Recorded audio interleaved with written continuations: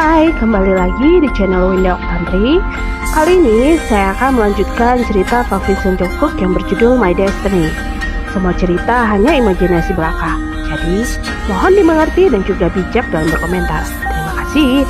Have a reading.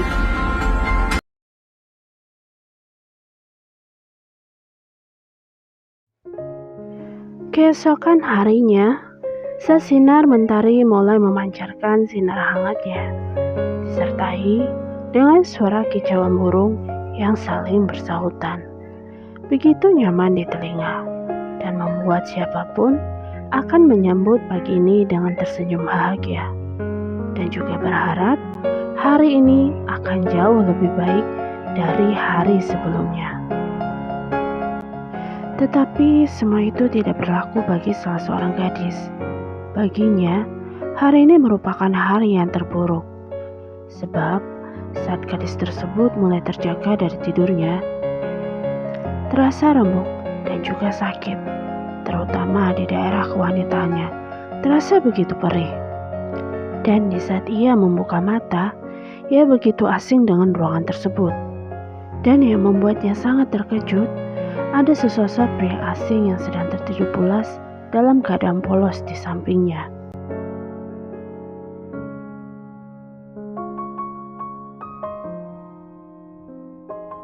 Gadis itu pun mulai menangis.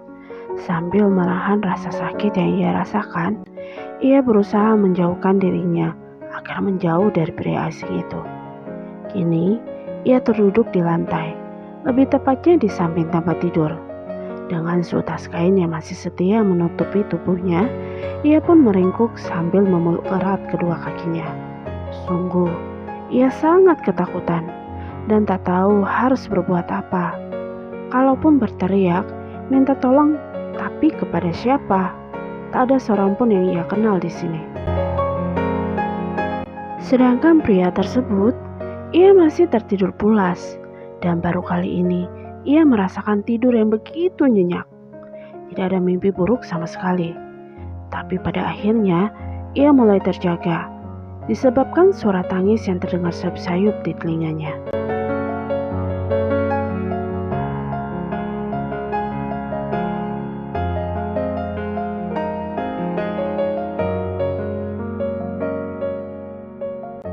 Mendengar suara pria itu kesal yang disebabkan oleh ulahnya, sontak membuat gadis tersebut langsung menghentikan tangisannya.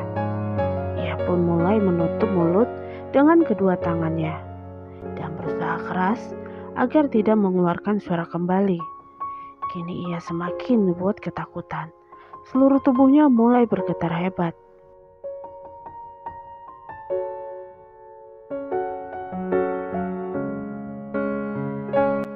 Gadis itu hanya terdiam. Tak ada niatnya sedikit pun untuk merespon ucapan Jungkook. Sedangkan Jungkook, ia berusaha mengingat di mana ia berada sekarang. Dan saat ia sudah mengetahui jawabannya, mendadak sekelibat bayangan muncul di ingatannya. Bayangan saat ia melakukan hal yang tak sepatutnya ia lakukan bersama gadis itu. Jungkook mengutuk kebodohan yang telah ia lakukan dan bergegas memakai pakaiannya kembali. Dan saat ia mulai menyibakkan selimut yang menutupi tubuhnya, ia melihat noda merah di sana dan ia sangat tahu apa artinya. Tapi ada sedikit rasa penasaran dan curiga di hati Jungkook. Kenapa bisa ada seorang gadis di kamarnya? Apa jangan-jangan ia dijebak oleh seseorang? Atau gadis ini sendiri yang ingin menjebaknya? Kan tidak mungkin ia... Jungkook buru-buru mencari kunci kamarnya, dan ia segera memastikan apa yang baru saja terlintas di benaknya.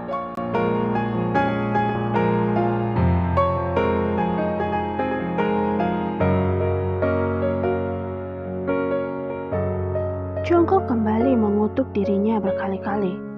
Bagaimana bisa ia melakukan hal seceroboh ini? Bahkan beberapa kali ia sempat memukul dinding. Tapi saat ia menyadari Kalau tindakannya itu membuat gadis yang berada di sana semakin ketakutan, ia pun langsung menghentikan dan melangkah mendekati gadis tersebut.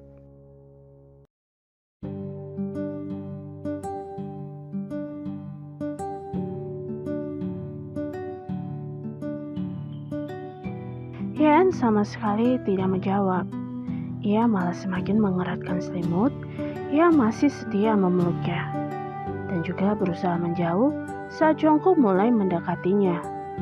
Ya, gadis malang itu adalah Hwang Yeon, teman masa kecil yang selama ini dirindukan oleh Jongkook.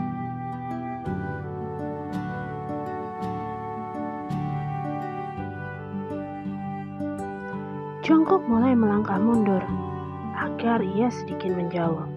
Dan sekarang ia mengambil benda pipi di sakunya dan segera menghubungi seseorang.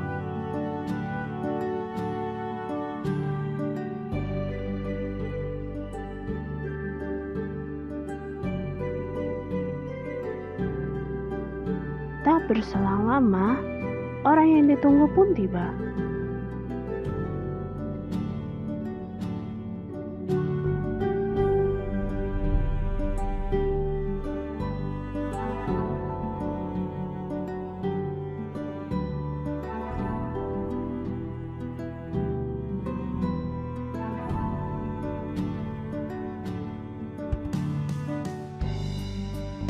Ji-eun pun mengulurkan tangan dan Yeon langsung menyambutnya.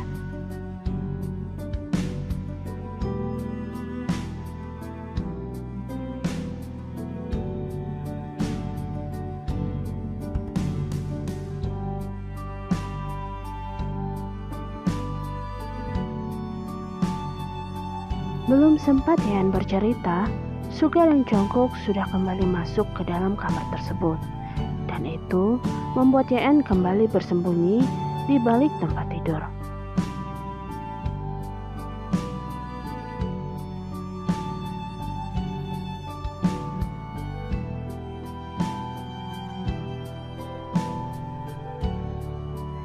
Mereka semua pun bergegas untuk pulang. Tapi pada saat mereka membuka pintu, ada dua pria berbadan kekar dan berpakaian serba hitam. Jangan lupakan wajah mereka yang terlihat sangat sangar. Mereka berdua adalah orang suruhan yang ditugaskan untuk menjemput Yeon.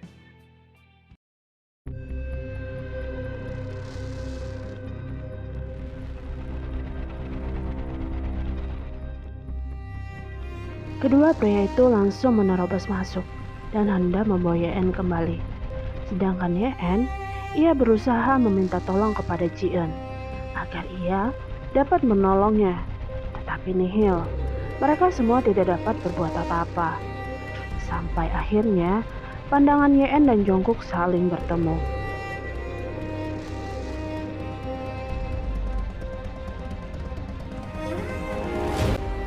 Jongkook seperti terhipnotis. Seakan ia tak dapat menolak permohonan gadis itu. Dan entah mengapa, Jongkook seperti ikut merasakan kesedihannya.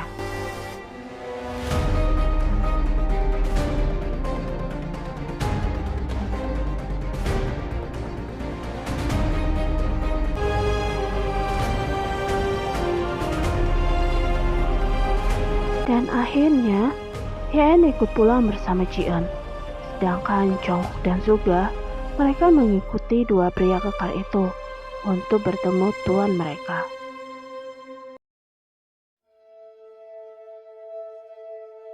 Setelah usaha negosiasi pembebasan Yeon berhasil, yang dilakukan oleh Jongkook bersama Suga. Walaupun pada saat pembebasan itu, Jongkook harus mengeluarkan banyak uang, tapi itu semua bukan masalah besar bagi Jongkook. Kini, Yeon untuk sementara tinggal bersama Suga dan keluarganya.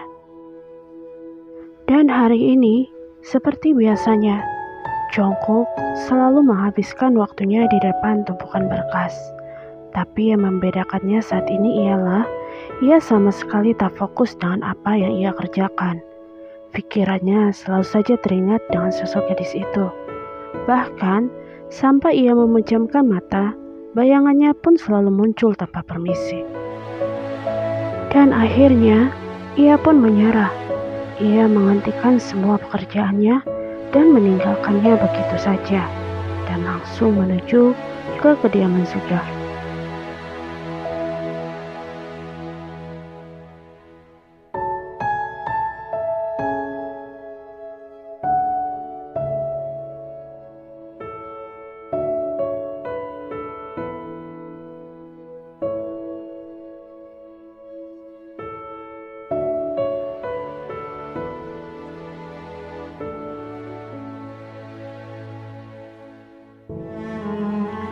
Jongkok langsung melangkahkan kakinya dengan langkah lebar menuju kamar yang dimaksud sang nona. Entah mengapa, ia bertambah khawatir saat mendengarnya sakit. Ia tak mengerti sihir apa yang gadis itu gunakan sampai bisa membuatnya menjadi seperti ini. Saat Jongkok memasuki kamar itu, atensinya langsung tertuju pada sosok gadis yang sedang tertidur. Ia langsung mendekatinya dan duduk di pinggir tempat tidur, tepat di samping gadis itu berada. Jongkok memandangi wajah gadis itu lekat-lekat, sambil sesekali membenarkan posisi anak rambut gadis itu. Hingga detik ini, Jongkok sama sekali belum mengetahui siapa namanya. Bahkan, pada saat ia menanyakan kepada ketua pemilik rumah bordir tempat gadis itu berada selama ini, mereka pun sama. Mereka sama sekali tidak mengetahuinya. Yang mereka tahu, gadis itu dijual oleh keluarganya, sebab dianggap selalu membawa sial.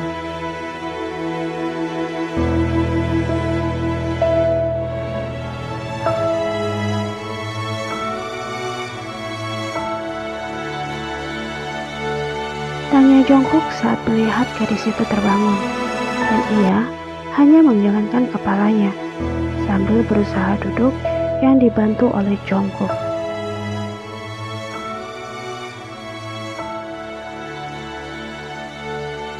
Lagi dan lagi, ia hanya menggelengkan kepalanya tanpa ada niat sedikit pun untuk menjawab pertanyaan dari Jongkok.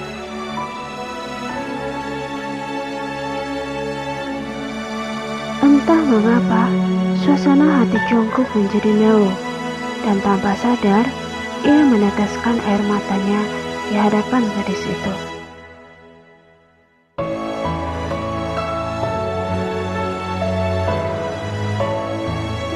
Ucapnya sambil menghapus jejak air mata itu.